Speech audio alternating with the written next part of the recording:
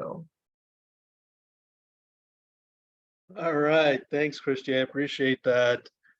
Well, greetings from the land of Oz over here. I don't live here, although most people confuse me as an Aussie.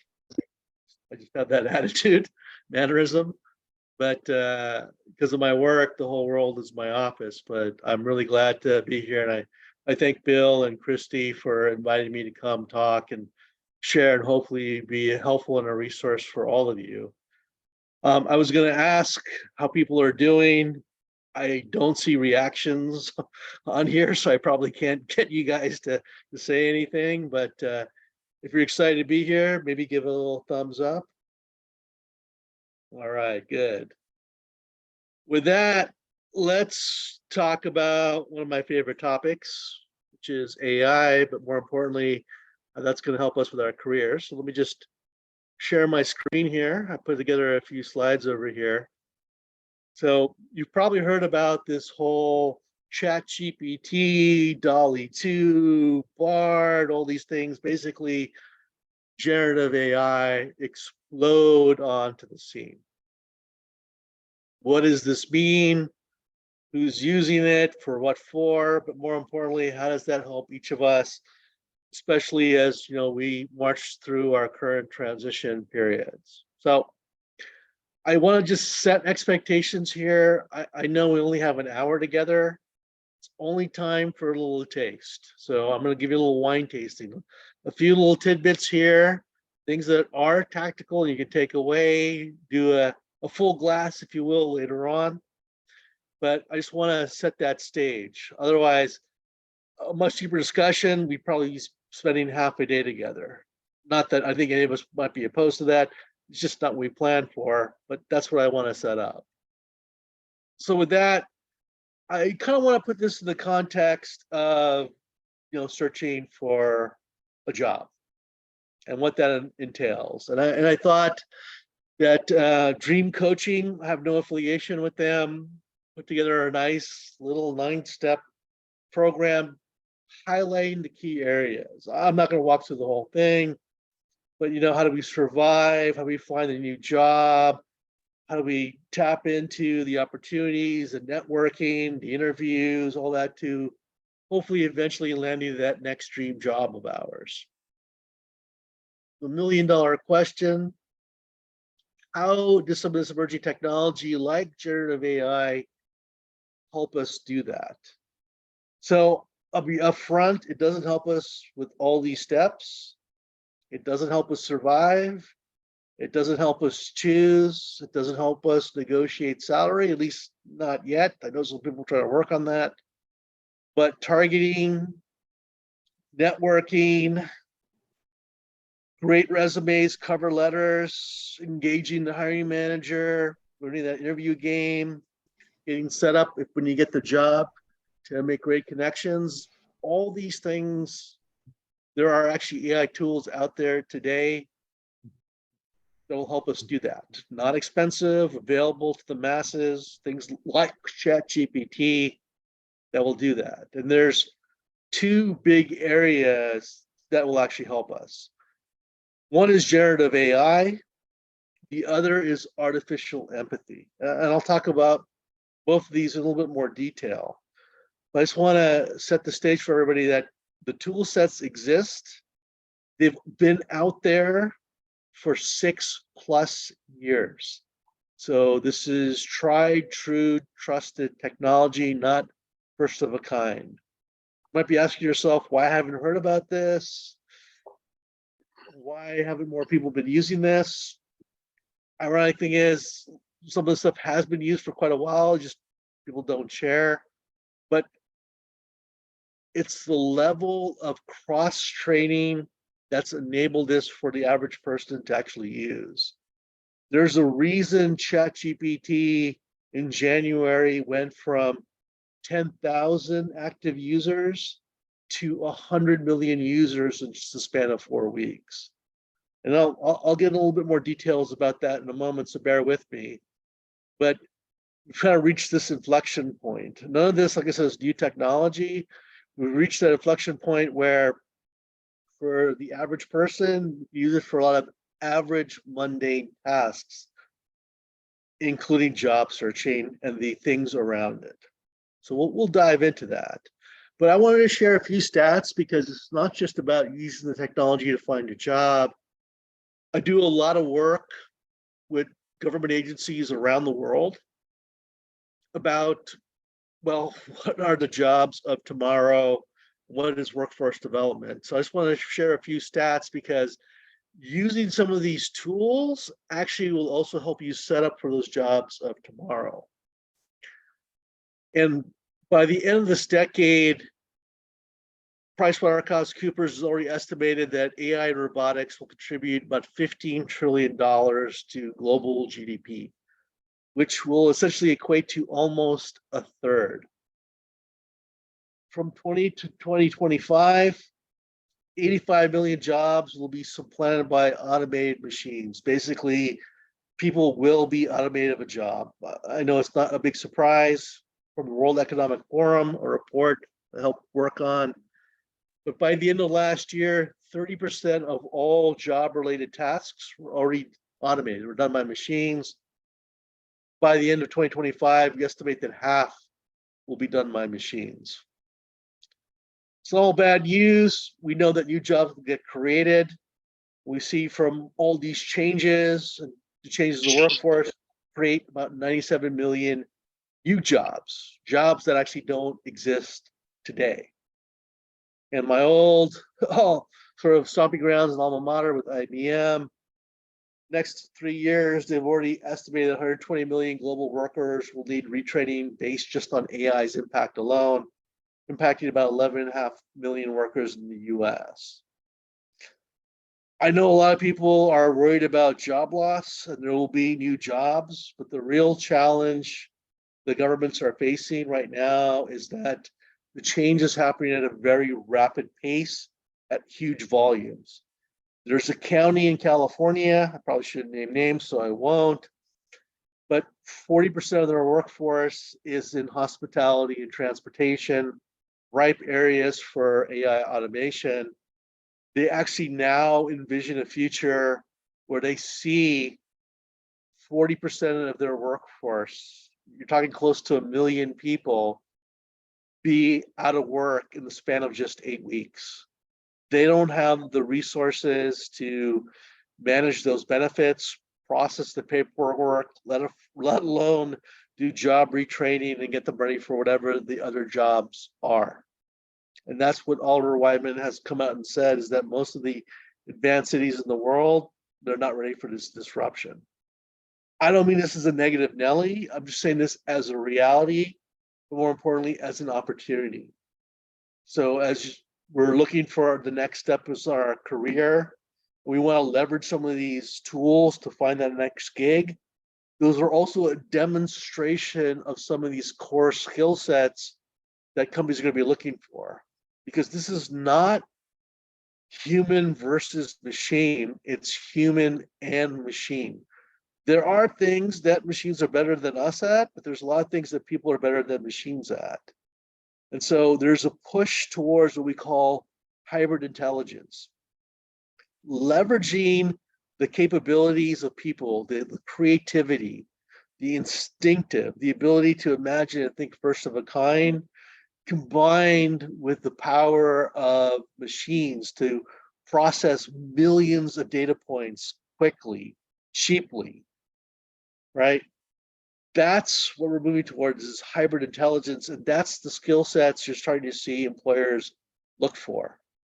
It's not just enough about what you know, the past history, it's, are you able to take some of these tools, obviously help find a job for yourself, but apply this also in the workplace on the job. So there's a twofer right here for all of us. Looking for the next job, there are powerful AI tools we can tap into, which we'll talk about. But that's also a demonstration of how to use some of these AI tools for job capabilities, illustrating your capability in hybrid intelligence. Now, I want to set the table here with expectations. Generative AI like ChatGPT or DALL-E 2 It only generates or produces something that you ask it to. It actually does not create things. So it's a big limitation. If you've probably seen some of the articles out there, like there was the guy from the New York Times said, ChatGPT, which 5 stocks should I buy? It has no idea. That's way too broad. No one's ever taught ChatGPT about stock investing. It just can't do things magically. What it can do is help you do research, help you draft something. It's going to generate something that's going to get you somewhere between 40 to 70% of the way there. You got to do some review, some error correction, some polishing and addition. But right now, it's meant to be a bit of a time saver. That's the general usage. There are things, though, that can get you to 85, 90%, particularly in job searching, like your resume or a cover letter, and prepping for interviews. And I'll share that with you in a moment. But I want to set the stage is that generative AI just doesn't know everything. It can only do what it's been taught. So if it doesn't know it, or you're trying to do something that's a first of a kind, you have to teach the AI how to do that. That's one of the biggest drawbacks, because as soon as people ask something for ChatGPT to do that it doesn't know, say it doesn't work, it's a failure, and they block themselves out from the actual value that could be achieved. Don't let that happen to you. So what is all this stuff, right? So I got to dial back the history on computing for a moment here. The original computers were just calculators. 37 plus 92, square root of 4,181. That's what computers were, calculation. Second generation of computers ran programs. They followed a set of instructions that we called software. That was the programming. Where AI changed the equation was we no longer program the computers. There's actually very little programming in AI. We're trying to replicate the way the human brain works. AI has a whole new set of capabilities, and that's why we call it the third generation of computing, in that it's taking something that we call ground truth, rules on how to make decisions, not decisions themselves, but processes lots of information, text, video, image, experience, and looks for these patterns. And it's looking for patterns across millions upon millions of data points. And that's how it wires its neural network. So when it comes to AI, we query it, we ask it to do something, or we ask it a question, and it tries to figure out the answer. So when you ask Siri, what's the weather? That is not AI. That is a search engine. When you ask, an AI system like, well, what do you think the forecast for corn crops is going to be next season? That's AI, because it's going to try and figure out. It's trying to do a task that requires some level of cognition. We call that querying. And so back in my IBM Watson days, ancient history at this point, that was kind of the first iteration of AI. And as we kind of developed things, especially generative AI like DALL-E 2 and ChatGPT, we've migrated to something called prompt engineering. So we now have tools that can generate more robust things, require a little bit less training. We have to have good prompts for that. And I'll share some examples, especially around job searches for that in a second. But the better prompt you can do, the better output you'll actually get. So rather than get 40, 50% of the way there, better prompt will get you 90% of the way there. That's why it's the hottest skill set. But GPT-4 has come out in a closed beta. GPT-5 is being worked on, but the difference between GPT-4 and GPT-3, which is what actually ChatGPT is built on, is light years difference, because GPT-4 enables the ability to process image and video data. That's not something it could do before. 90% of all data we have is image or video. So now you have an AI system that can look at a graph, you can look at a video and pull salient data points and make those kind of pattern recognitions from it. If you're wondering what people are doing with it, GPT-4, you have some people now that they have tools built on GPT-4 where it's watching a live sports game. And if it sees something, the AI system sees something that it thinks is a great sports clip, the AI will take every possible camera angle it has available, slice that together to create a highlight clip, and then post it out to social media. So as soon as that highlight happens, within a couple of seconds, you've already got this incredible video clip posted out there. We call this human-free generation, meaning that no one's prompting the AI to do this. It understands that's what it's just being asked to do in general. So that's the difference between GPT-3 and GPT-4. So just want to set the stage to where we're going.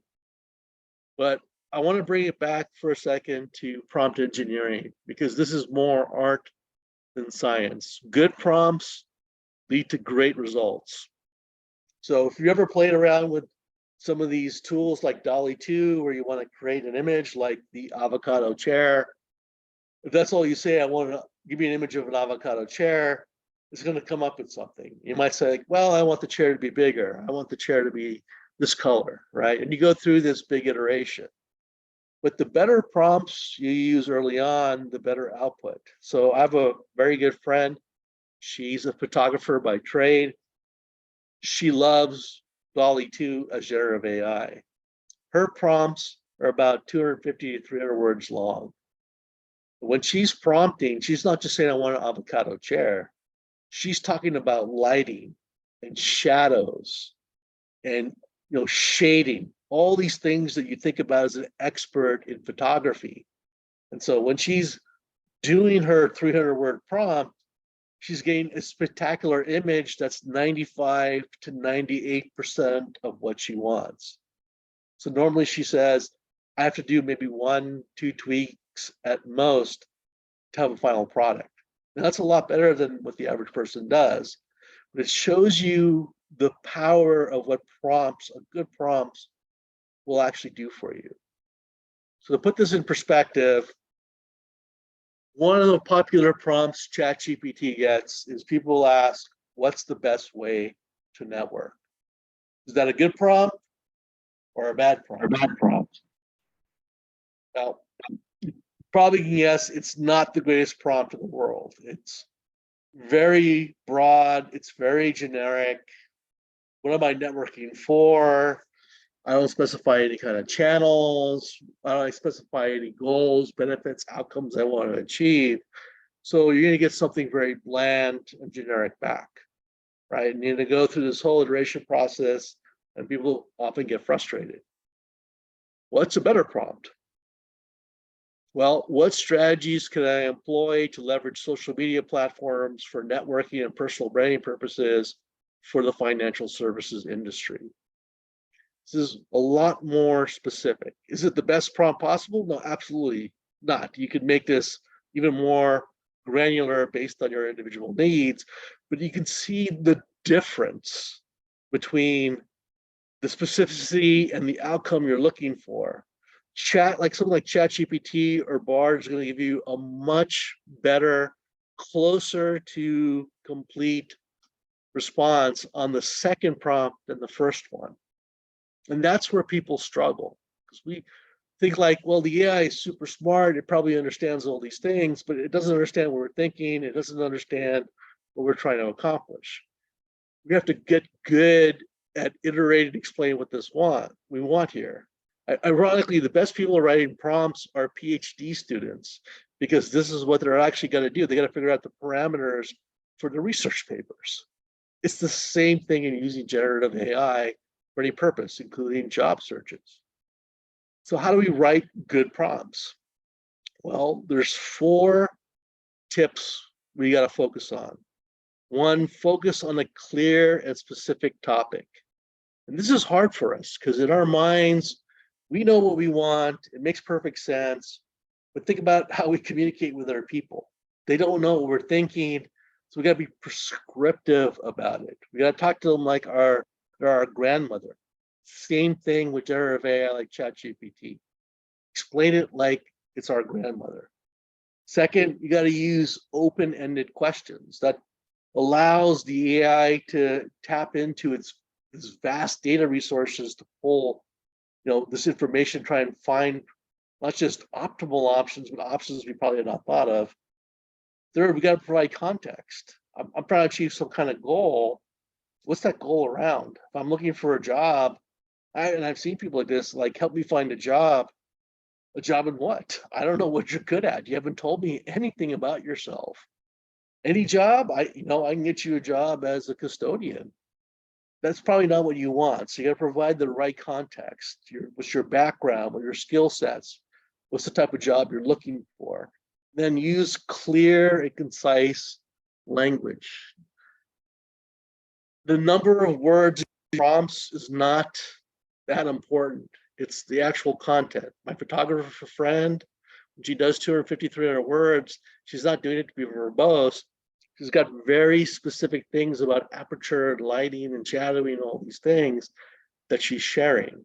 And that's what we're going to focus on. Boom, boom, boom, kind of bullet points. So again, if we look at another example, one of the most popular prompts in ChatGPT right now is, write my resume so I can get a job. How effective is that going to be? ChatGPT doesn't know you. It's going to be like, okay, I haven't seen your resume. I don't know what kind of job you want. I'm just going to do something, again, bland and generic. And you're going to be like, this is not great. It doesn't work. So what's a better prompt? You can say, like, I'm going to send you a job description and my resume. Can you optimize my resume for this job? Please include bullet points for this specific job title, insert it in here, and include metric-based achievements. Again, clear, concise, contextual, far more relevant. If you're wondering if this actually works, I can tell you that a good friend of mine, her son has been doing this with ChatGPT to find jobs. Tailored resume, tailored cover letter, doing this approach with this prompt you see right here. 17 for 17 in getting job interviews. Doesn't take much to write a great prompt, but you have to have a great prompt to set this up. And I know that great resume, great cover letter is just the first step, and we'll talk a little bit more about some other steps in a moment. But I really want to emphasize this because most people think, write my resume so I get a job is the right prompt, and that's what's going to help me. When it doesn't work, they get frustrated. So AI doesn't know everything. It's just a tool. And the more useful information we can give, the more it's actually going to help us. So for all of you, if you're trying to tap into some of these generative AI tools, good prompt engineering is really vital to make that happen. Now, the other thing I think about here is AI only does what it's been taught to do. So if it doesn't understand resume writing, you're out of luck. Luckily enough, ChatGPT has been taught that. But you do want to teach ChatGPT or other AI systems your work history, your skill sets, your industry background, right? The more it actually understands about you, the better it's going to be able to do this tailoring of the resume and pulling the most salient points based on that job description and crafting that cover letter. So you have to make that investment in teaching the machine. Now, I've heard people tell me all this stuff sounds great, Neil, sounds like a lot of work. Does it actually work? And I have to do all this stuff and ChatGPT just exploding the seams. Should I really trust this? This generative AI technology is not you. It's been around for 9 years. That's what most people don't realize. 9 years ago, I was working with Alex the Kid, to use generative AI to craft music and lyrics based on contemporary issues facing society.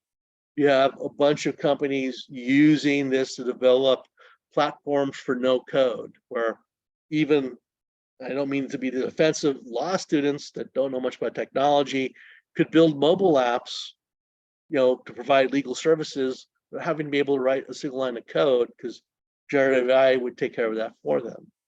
I work with local motors on designing new urban transportation, where generative AI could come up with millions upon millions of design options. What you see in the lower left corner is something we call Ollie. We asked it to figure out urban transportation for 12 people that use renewable energy. The AI generated over 7 million design options, whittled it down, even fabricated material that we never made before but whittled it down to its top 6 choices that human engineers reviewed. And Ollie was born from that. That was what the human engineers picked. It is a solar-powered, 3D printable, autonomous vehicle bus. So, unfortunately, generative AI has also been used for evil. I do want to call that out. Talk about deep fakes. Unfortunately, that's what generative AI is: the ability to mimic people, without their permission for malicious intent. But this all started 9 years ago. So this whole explosion with ChatGPT is not new. What changed was ChatGPT was cross-trained enough where suddenly the average person could use it for even mundane type of tasks. That's became the inflection point, that suddenly it's something we could use in our everyday lives for regular, activities and chores. That's why it caught fire. Ironically, this is also the challenge that we face just in general. Most organizations, most people, we're used to computers being about automation, doing something faster, cheaper, less errors. Nothing wrong with that, but that only unlocks about 20 to 30% of the value out there. The real value is the innovation, finding a new way to do the work by changing the process or the system. And that's where a lot of people struggle. Ironically, this is also one of the most in-demand skill sets I've seen out there from companies. They want people that can kind of think around the box. We don't actually teach that. Now, I know a lot of people say innovation is thrown out a lot. What does it actually mean?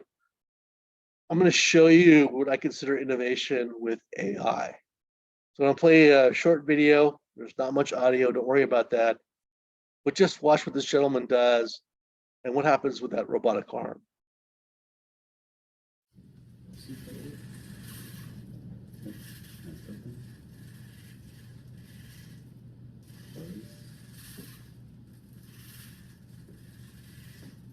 Cool. You want to see? Want to do some research? Sure. You probably noticed that somehow he's controlling that with his mind. Yeah. And is it? he kind of is. He actually kind of is. Right? What we know is that if you're born without a limb, like a hand, or you lose it in an accident, the brain can still send signals to the phantom hand, the stump. So technologists, our first reaction is, okay, fantastic. Drill a hole in the skull, put a chip in, we'll have AI decode the brainwaves, right? Elon Musk's Neuralink. Problem is AI can only do what we taught it. We don't understand the brain well enough to do that, to teach an AI.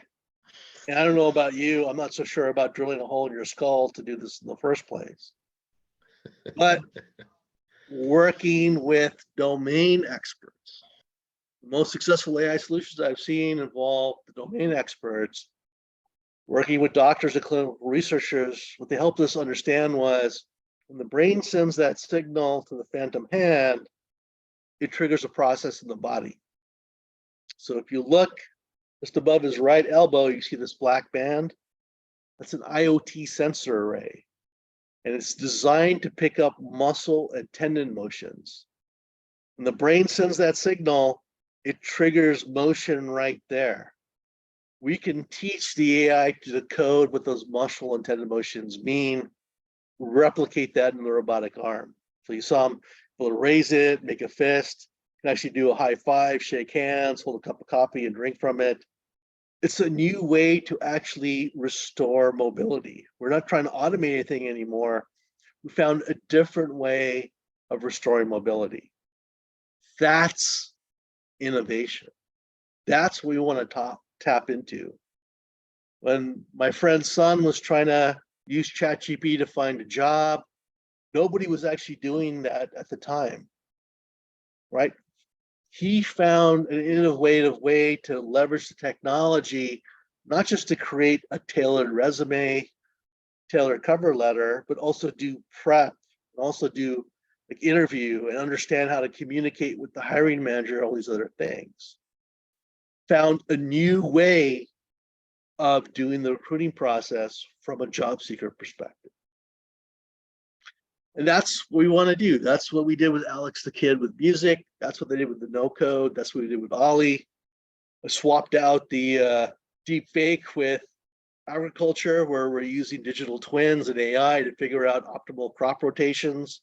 We've been able to improve crop yields using 10% less topsoil and 25% less water, even in poor conditions in Bangladesh and Malawi.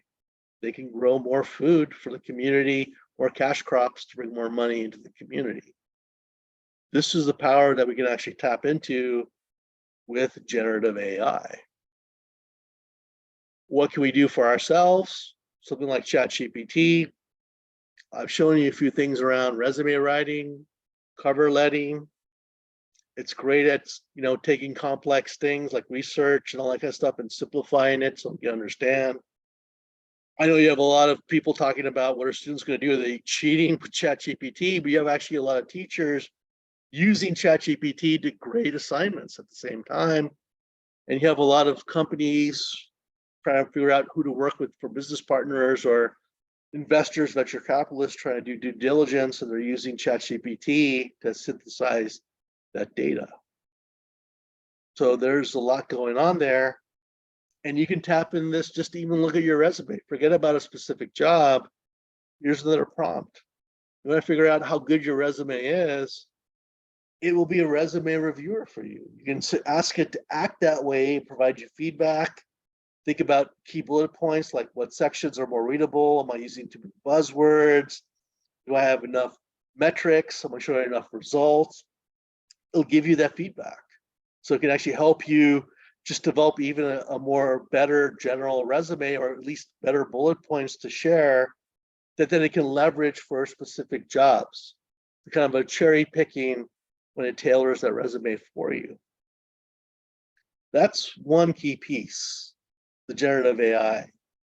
The other, I don't want to overlook, because I know there's a big human factor in here, your resume or cover letter, right? It helps you get your foot in the door. You still got to do the interview, right? You still got to make connections, relationships. This is where the area of artificial empathy enters into the equation for us. We've been able to teach AI psychology, neurolinguistics, all these things. So we're used to like traditional factors of demographics, age, gender, job title, household income, location. Well, now with as few as 100 words, an AI can figure out your personality traits based on real science across the 56 personality traits and score you on that. You can actually decipher your interests, your hobbies, your opinions, even your political affiliation. And you combine that with the other science of neurolinguistics. So this is an actual AI neurolinguistic analysis from a Zoom meeting. These are the guys that actually developed it, so I'm not sharing anything that they don't want to share. But language is a fingerprint. It's very hard to disguise. Again, with just a few words, you can figure out, how do people learn? What do they value? How do I connect with them? What words to use? What channels to connect on? What things should I focus on? So I'm talking about what is most important to them. What are the right rewards, incentives? So in effect, an AI communication coach for each person. So rather than a one-size-fits-all message or a little bit of guessing, you can actually tailor or make for each individual person out there the right communication schematic, so to speak. Why is that so important? You combine psychographics, neurolinguistics together. Now you know how to engage each person by speaking their language, using their preferred channels, their preferred words, the right incentives to maximize engagement each and every time. Imagine walking into a job interview, right? And you know who you're talking to with in advance, and just by scraping their LinkedIn profile, you know exactly how to talk to that hiring manager. You know how to talk to people that might be your potential coworkers, or how to talk to that HR recruiter or screener, or you negotiate, you get the job, but you're trying to, get that halo effect going right away and forge those important business relationships. You start meeting people at work and you're able to tap into this, understand how to connect with them and communicate with them very effectively right off the bat. Guess what happens? That's the power of artificial empathy. These are all, again, mass simple tools available to all of us to use right now. And this goes back to this whole thing about hybrid intelligence. We're using this, and at least I've shared a lot of examples on how to find jobs, but it also is an example of how we can apply this generally, right? We know we can use ChatGPT for customer service, for research, some of these other things, but you can also use artificial empathy for customer engagement, for CSR type of work, for marketing and sales. Imagine being able to bring those capabilities as a value add as part, when you're in the recruiting process. So we go back to that 9-step job program from Green Coaching, target, right? We can use generative AI to help us figure out what are the right type of jobs based on what I'm looking for in my skill sets and what companies are out there. Simplify some of that research. Unleash the power of networking, artificial empathy, understanding who to connect with and how to talk to them. Even cold messaging is something on LinkedIn. I now know exactly how to speak to that guy to maximize engagement and get a response back. Resume and cover letter, how do I stand out? Again, ChatGPT can help us do that. Feed it the job description. If it understands our background, our skills, our experience, it's going to create a really strong, tailored resume and cover letter focused exactly on what that organization is looking at it, right? Interview, again, artificial empathy, leveraging that, understanding the hiring manager, other people we're talking to, how to communicate with them, focusing on the values they care the most about, right? The WIFM, what's in it for me? Knowing that and talking that, we all know that's a step up. And of course, hit the ground running. Again, artificial empathy, helping us to accelerate building those important business relationships on the job. Generative AI, artificial empathy, our most powerful tools when we're in transition. So with that, I want to leave you with a couple of parting thoughts before I open up to questions. Some of you are probably absolutely in a phenomenal job right now. You've probably got great skill sets. Whatever you're doing is working really well for you. That's fantastic. But keeping the lights on won't keep you safe. We all know that what works today is not going to work in the future. Things just change too quickly. We live in a time of rapid change with huge volumes of growth going on. So we have to understand that and be ready to adapt to that. And second, I'm not asking you to fix anything that's broken, right? And that's where actually a lot of job seekers struggle in trying to figure out how to use some of these tools. They're like, well, I'm not really struggling that much and nothing's really broken. What are you asking me to do? Well, sometimes it's not about trying to fix something that's broken. Sometimes it's really about starting over and creating something better. And if you think about it today, most people aren't using any of these tools and they're still finding jobs. Nothing wrong with that. 5 years from now, it's going to be a different story. Everyone's going to be using this. You don't want to be left behind. But more importantly, as I was talking about hybrid intelligence, you have the opportunity to tap into your job search and show that as a showcase of extra value you can bring to the organization by understanding how to leverage the capabilities of like generative AI and artificial empathy.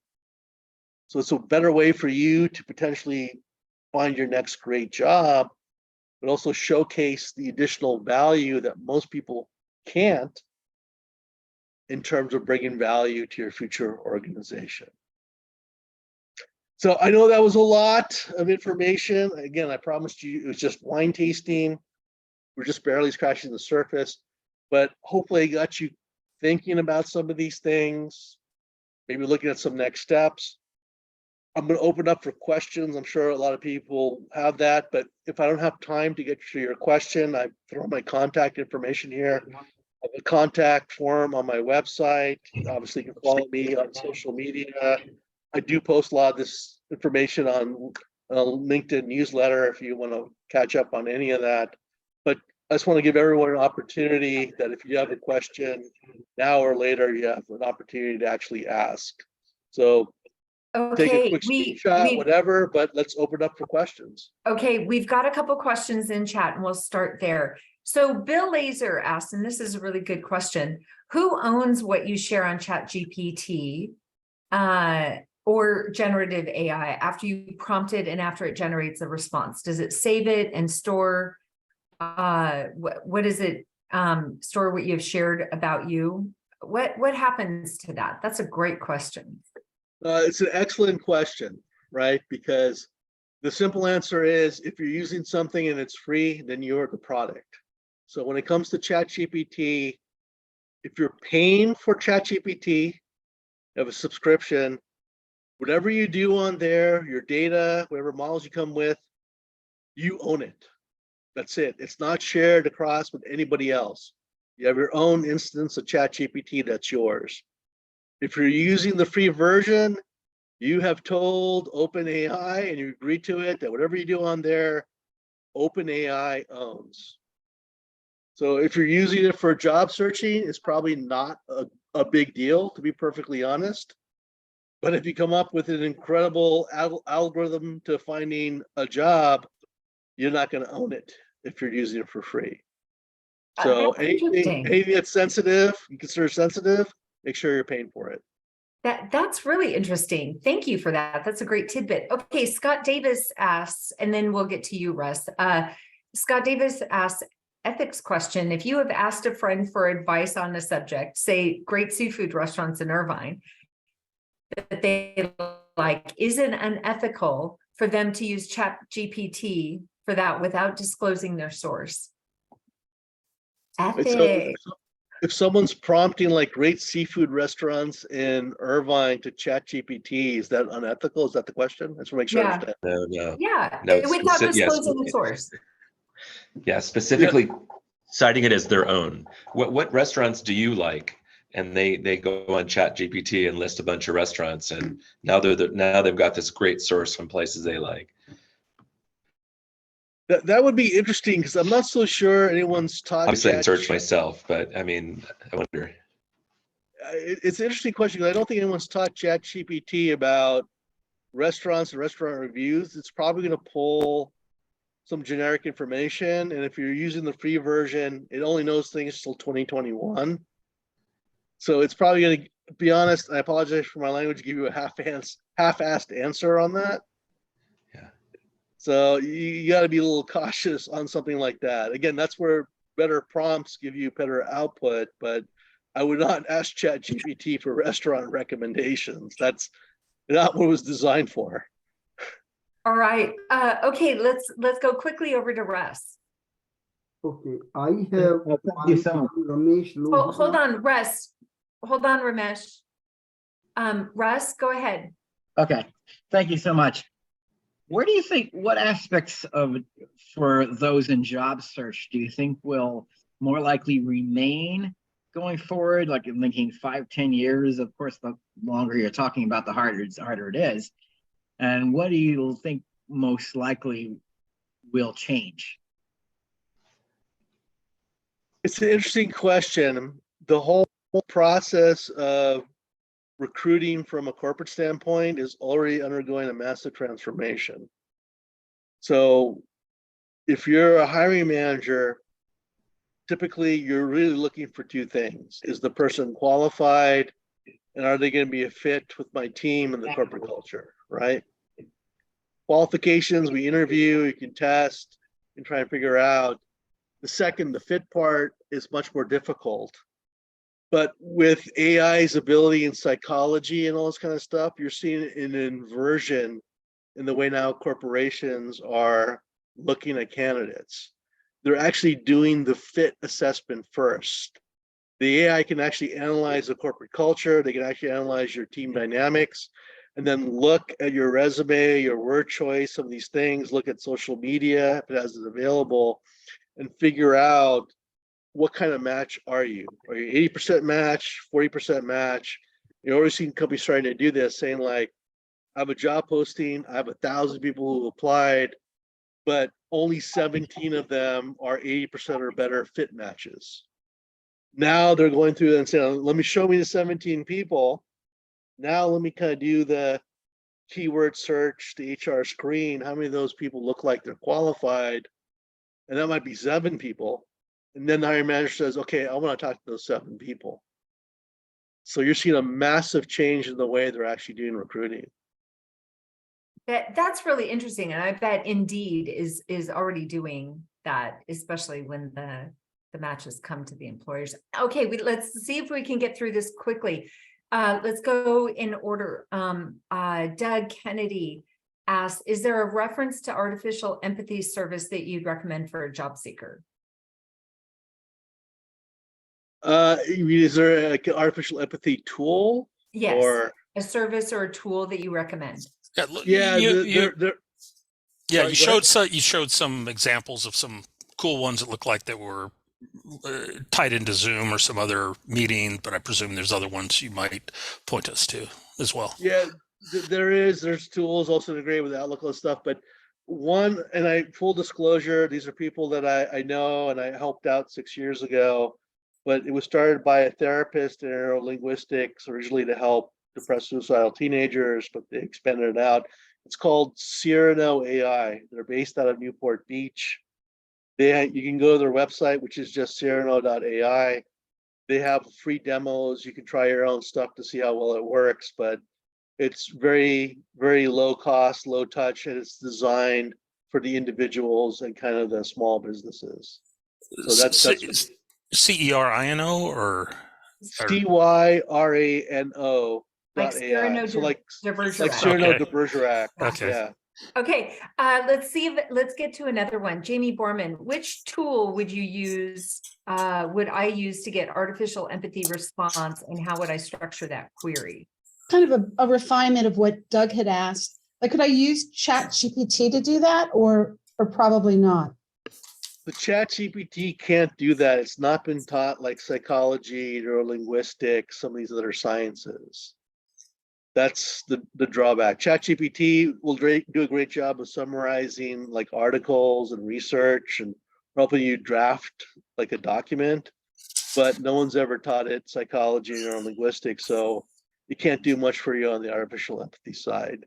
Something like Cyrano or something like Presidio, those are artificial empathy tools that will be much more useful for you.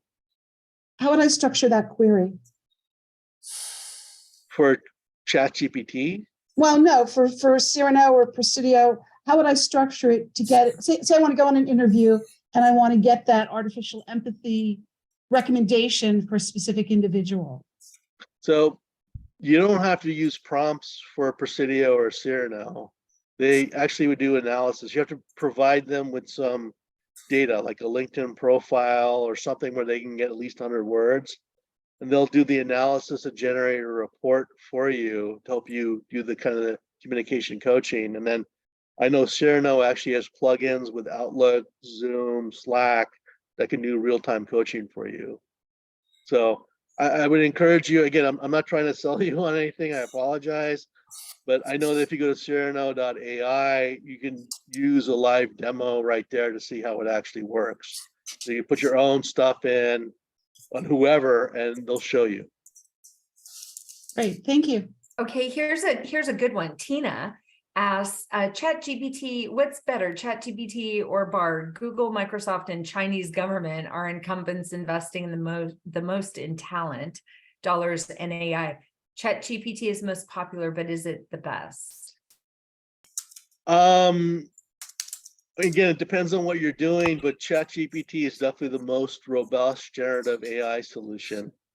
Microsoft, all their generative AI is actually based off ChatGPT. There's a reason Microsoft gave them $10 million,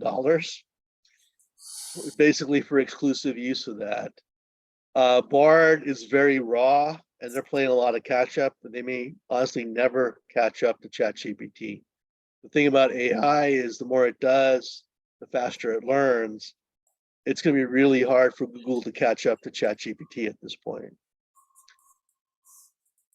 Okay, Charles Mel asked an interesting question. Would it be ethical to use an empathy tool on a call without disclosing you are? That's $1 million question, right? That gets debated a lot, especially my work with UN. There's no definitive answer. Like I said, there are already Zoom apps that let you do that, generate reports. You don't have to disclose it, right? There are a lot law firms, big law firms, that made the argument that if you're really good as a human being, be able to read a room, so to speak, what's the difference if you're using an AI tool? Right No, or you're wrong? absolutely right.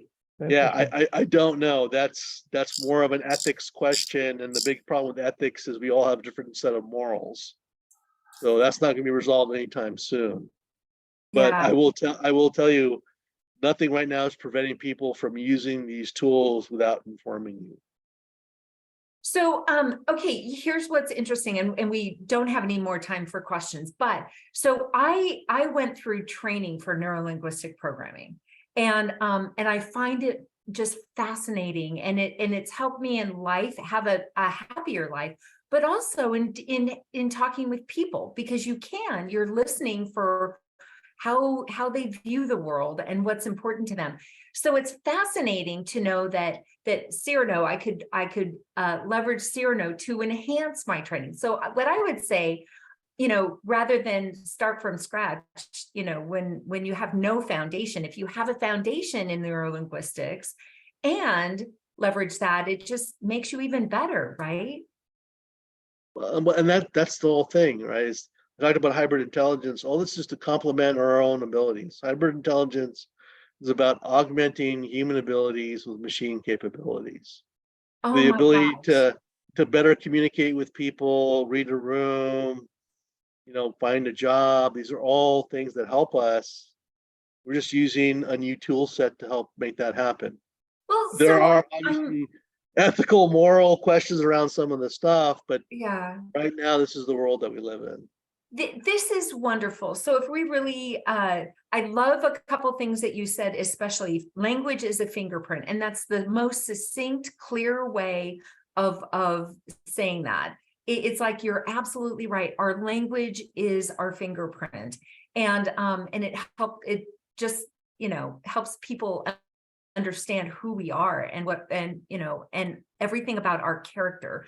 So it's wonderful. I've learned so much. Thank you, Neil, from the bottom of our hearts. We are so thrilled that you're here with us. Thank you, thank you, thank you. And to everyone else, we'll see you very soon. We're going to send out the link here, the recording, and share it, listen to it again. And thank you for being in our community. Thank you for just everything that you're doing for each other. And Neil, we just wish you safe travels, and we're looking forward to hearing about all the great stuff that you're doing out there in the world. And we certainly hope that you come and visit us again. It's my pleasure. Thank you for helping me. And I have only one question, if you allow me. Currently, the divorce rate in California and USA is about 50%. It creates a lot of social problem. How AI can help to reduce from 50% to 5% or 10%? Of like social problems? Yeah.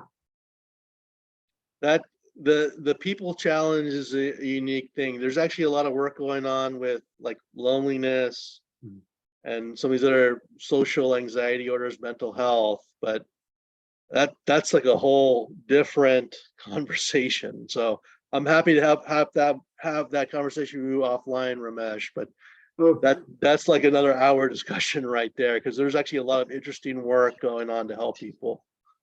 Thank you. So, and I Thank encourage you all. everyone to check out AI for Good at the United Nations to see All right. some of that work that's actually going on. Okay. Bye, everyone. Thank you, Neil. Get some good Thanks, sleep. everybody. Appreciate it. Bye. Thank you.